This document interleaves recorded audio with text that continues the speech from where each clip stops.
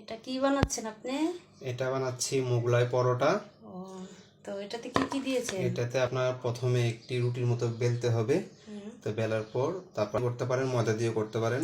করার পর তারপরে রুটি, তারপরে আলাদা একটা বাটিতে 1 টেবিল চামচ তেল, তারপরে একটা ডিম, একটু কলিজা ভুনা বা একটু গরুর মাংস বা মুরগির মাংস যেটা দিলেন, তারপর একটু পেঁয়াজ দিলেন, এটা সস দিলেন, তারপরে ম্যাগি মশলা দিলেন, লবণ দিলেন পরিমাণ মতো। দেওয়ার পর লাড়াচাড়া করবেন। করার পর কিছু মিক্সড হয়ে গেলে তারপরে এই রুটির মতো যেটা বানিয়েছি সেটার মধ্যে দেওয়ার পরে আমরা এটাকে পরোটার মতো ভাজ করব।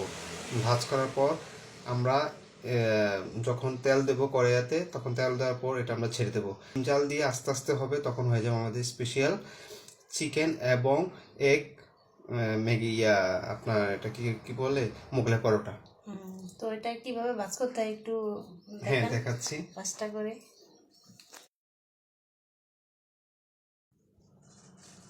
জাস্ট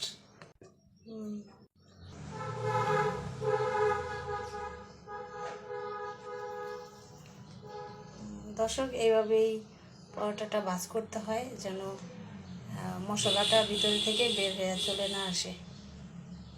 দেখেন, আমার শ্রদ্ধেয় বড় ভাই সে বানাচ্ছে, প্লাস আমার ডার্লিং হাজবেন্ড সে আজকে আমাদেরকে মোগলাই পরোটাটা করে খাওয়াবে। অবশ্য কমেন্টে জানাবেন কেমন হয়েছে।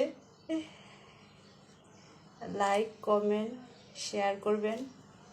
আর এটা আমার হাজবেন্ড বানিয়েছে, তো এটা অবশ্যই ধন্যবাদ জানাবেন। এটা ধন্যবাদটা জানানোর জন্য সেটা বলবেন না। ওকে, আল্লাহ হাফেজ।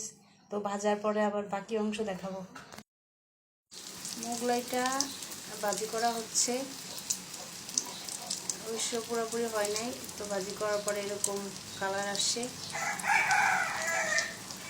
আবার পরে দেখাবো কাটার পরে, এ পর্যন্ত ওয়েট করেন। এই আমার মোগলাই পরোটা একটু মচমচা করে, হালকা হালকা কড়া মচমচা দিছি, খুব সুন্দর হয়েছে খেতে। অবশ্য অনেক আরও টেস্টি হবে। তো সবাই লাইক দিবেন, কমেন্ট করবেন, শেয়ার করবেন। কার কি মতামত আছে অবশ্যই জানাবেন।